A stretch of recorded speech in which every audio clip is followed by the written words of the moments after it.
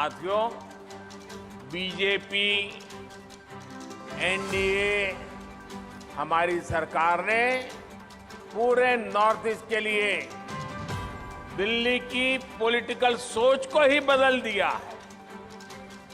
कांग्रेस के समय में नॉर्थ ईस्ट को सिर्फ कांग्रेस के नेताओं को जेब भरने के लिए हमेशा नॉर्थ ईस्ट को एटीएम ही माना, एटीएम की तरह यूज किया। आप जानते हैं, जब पैसों की जरूरत होती है लोग एटीएम से पैसे निकालते हैं। ये दिल्ली में बैठे हुए कांग्रेस के नेता नॉर्थ ईस्ट के हक का जो पैसा था ना, वो एटीएम की तरह निकाल करके दिल्ली ले जाते हैं। सरकार का पैसा यहां जनता के पास नहीं, बल्कि करप्ट पार्टियों की तिजोरी में पहुंचता था।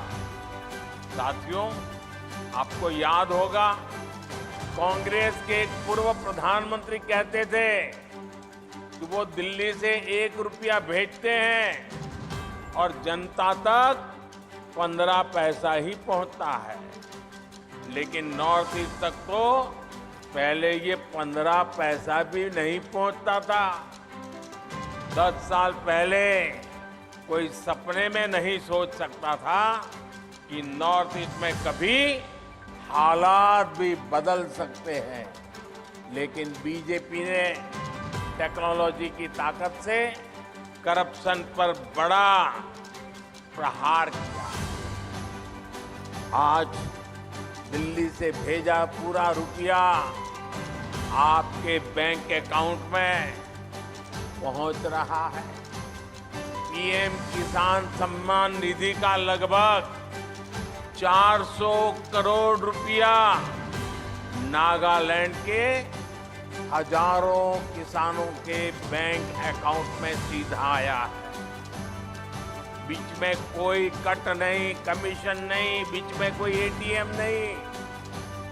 कोरोना काल में यहां की हजारों बहनों के बैंक अकाउंट में करोड़ों रुपए सीधे दिल्ली से यहां आपके खाते में जमा हुए। एक पैसा भी कहीं लीक नहीं हुआ।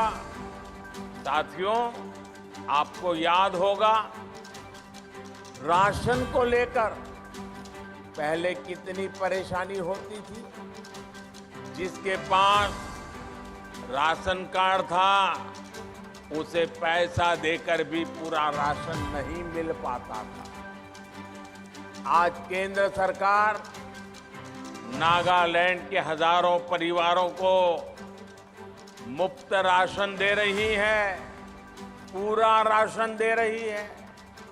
भाई और बहनों, ये इसलिए हो पा रहा है क्योंकि हम नागालैंड को, नॉर्थ ईस्ट के 8 राज्यों को कांग्रेस की तरह एटीएम नहीं, बल्कि हमारे लिए तो ये अष्टलक्ष्मी है, अष्टलक्ष्मी है।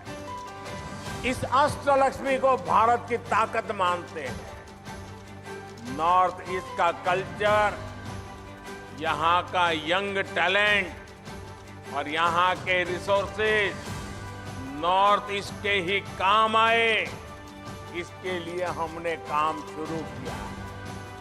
इसलिए हमारा ये प्रयास है कि दिल की दूरियां भी मिटे और दिल्ली से दूरी भी कम हो।